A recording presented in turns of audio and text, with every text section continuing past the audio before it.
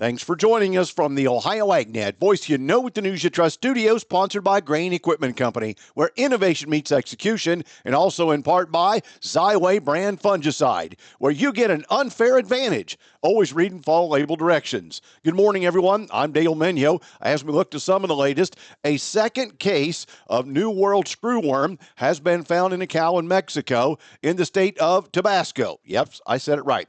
Just north of where the first case was found. USDA's Animal Plant Health Inspection Service has confirmed. Now, the U.S. will continue to allow imports of Mexican cattle after following a protocol agreed upon by Mexican and U.S. animal health officials, despite a second case of New World screwworm being found.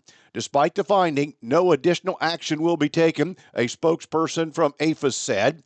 This is due to the protocol currently in place to ensure safe movement of cattle and bison from Mexico to the U.S. Imports of cattle and bison from Mexico will continue.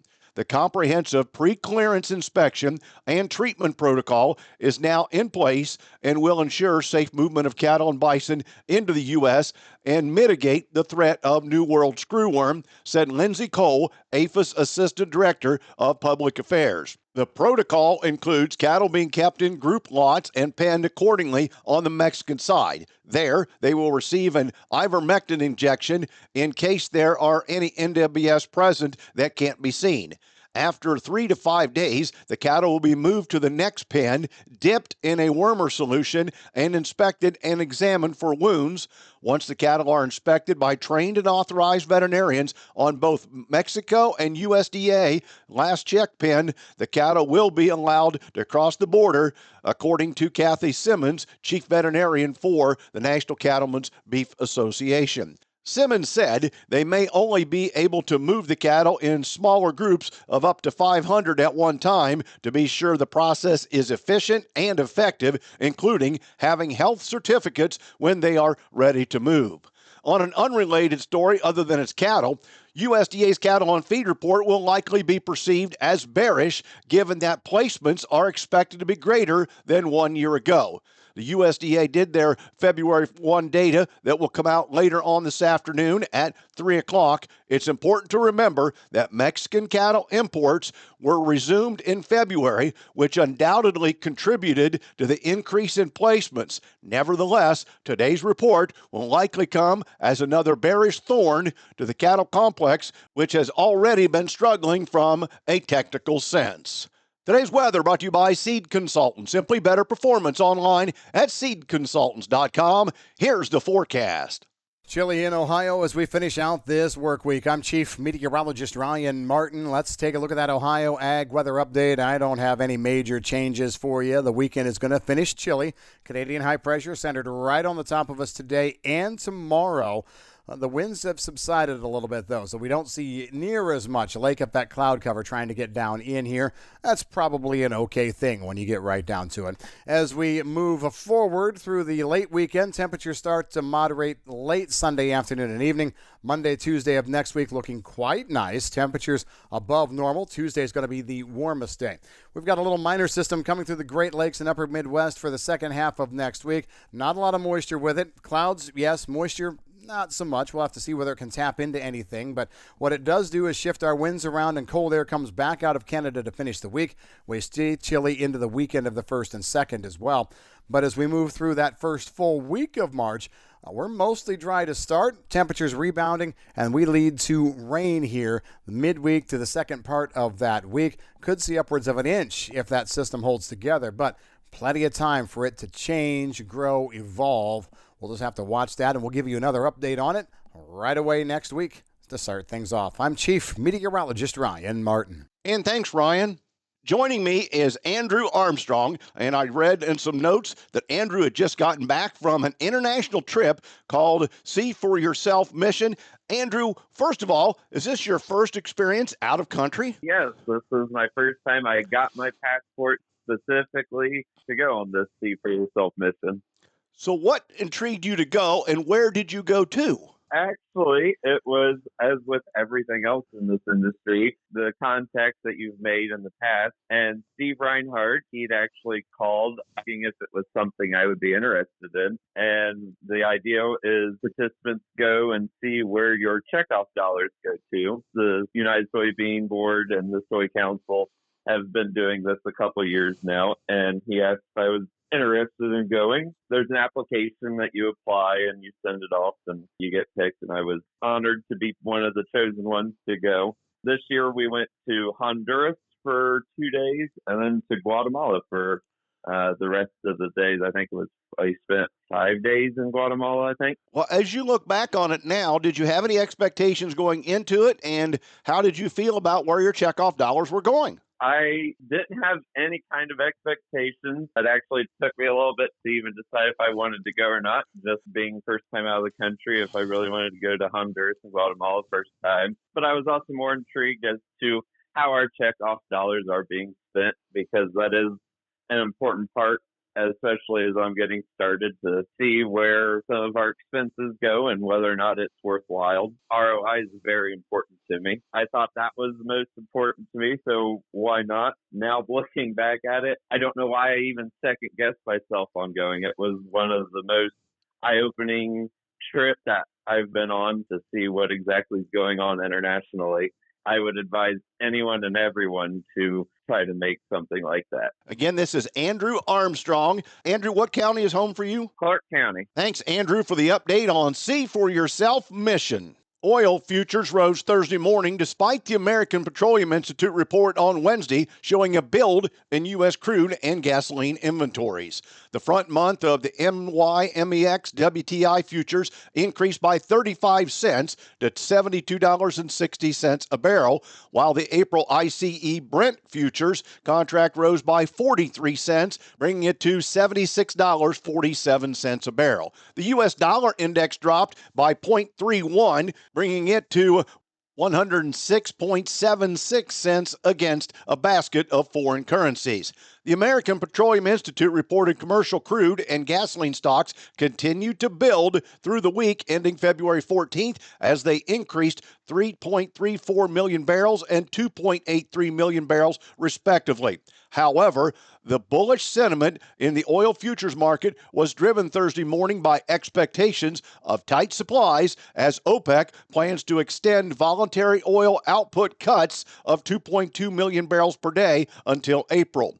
Meanwhile, the oil futures market continued monitoring the impact that trade tariffs imposed by the Trump administration on imported goods from China and the steel and aluminum from Canada and Mexico could have on global economy. Trade tariff threats are overriding fundamentals. Oil momentum indicators are waning, with the forward curve backwardation narrowing $3 to $8 a barrel and investors liquidating long positions. This is despite impending risks of disruption in export flows from Russia and Iran, according to a recent report from ANZ Research. Separately, Thursday morning, the U.S. Department of Labor reported the advanced figure for seasonally adjusted initial claims was 219,000, an increase of 5,000 from the previous, which was above the market expectation of 215,000.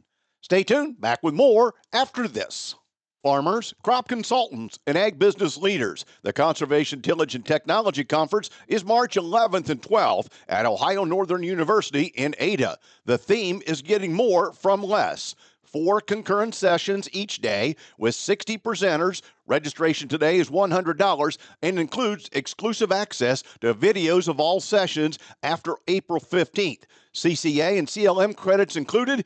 Go to ctc.osu.edu for more information. Morton Buildings is holding their annual Building Value Days sales event, running now until the end of February. If you are looking to build, now's the time to lock in your building project and save. Join them for their open house Friday, February 21st, 8 a.m. to 5 p.m., and Saturday, February 22nd, 8 a.m. to 1 p.m. at one of their Ohio construction centers, Caldwell, Kenton, Wilmington, or Worcester. For more information and to find your local office, visit mortonbuildings.com. Certain restrictions may apply. This offer offers available on select building styles. Contact your local construction center for more details. Today's market analysis is brought to you by the Louis Dreyfus Company. Excited to be building the newest state-of-the-art soybean crush facility in Upper Sandusky, Ohio. Want more information on marketing your beans to LDC? Call them at 574-566-2113. With your analysis, here's Ryan Martin. Grain markets finished the Thursday session mixed. Here's what went on during the day. Corn finished fractionally higher. Wheat down anywhere from fractionally to about 6 cents. And then you got the soybean market that actually put together quite the day, double-digit gains all the way through the complex, even out into the new crop time frame. What was the talking point? Well, multiple things came to the forefront. Wheat sagged because of the Paris milling futures pulling back. Volume was very, very low. The Board of Trade trying to figure out what direction it wants to go. South American weather did bring more rain for Argentina in the latest model outlooks, but unfortunately, China has not shown any willingness to start any negotiations with the U.S. on trade, even with 10% additional tariffs on all Chinese goods that started back on February 4th. Most market watchers are looking for a mixed Board of Trade move over the next couple of days, maybe not chasing many rallies in soybeans. Brokers estimate that yesterday managed money bought about 800 contracts of corn, 2,300 contracts of beans, sold 2,900 contracts of wheat.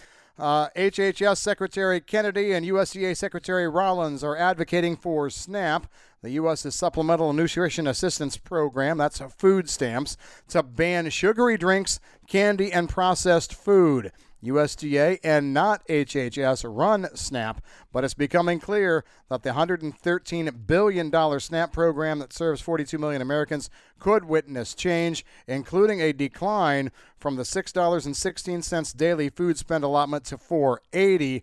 The daily allotment would annually save the U.S. government $21 billion.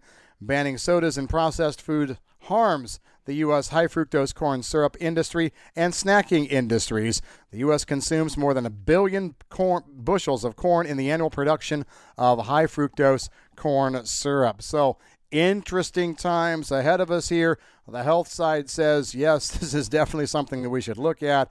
The farming side, and with the high fructose corn syrup, definitely knows that the corn market could take a little bit of a hit. I'm Ryan Martin. And thanks, Ryan. Back with more after this. Here's the scoop. Soybeans are fueling Ohio's dairy farms, one glass of milk at a time. Nationwide, dairy farms use the equivalent of 229 million bushels of soybeans every year. Plus, high oleic soybeans boost milk fat and yield, making farms more profitable.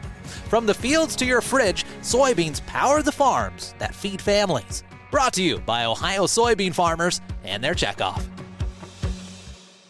Get ready, Ohio! National FFA Week is here, and we're celebrating the future of agriculture. The Ohio AgNet, the voice you know with the News You Trust studio, and celebrating Ohio's nearly 30,000 FFA members. From the countryside to downtown, an Ohio FFA chapter can be found in every corner of our great state. Each student who zips up the blue corduroy jacket is equipped with the qualities of premier leadership, personal growth, and career success. From your friends at the Ohio AgNet, happy FFA Week. Today's market's brought to you by Seed Consultants. Simply better performance online at seedconsultants.com. Overnight at the open, March corn up 1 1/4 at $4.99 1/4. May up a penny at $5.13 3/4, and December is unchanged at $4.79 1/2 cents.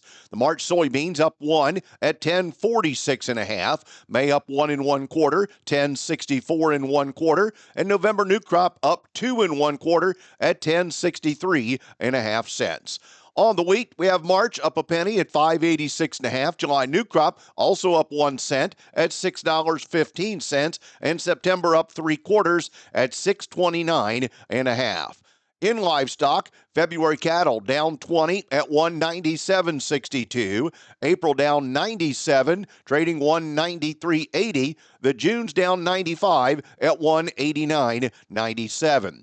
In lean hogs, April down $1.22 at $88.52. May $92.45 down $1.17, and June $100.30 down $1.37. April feeder cattle down $2.22 at $266.37.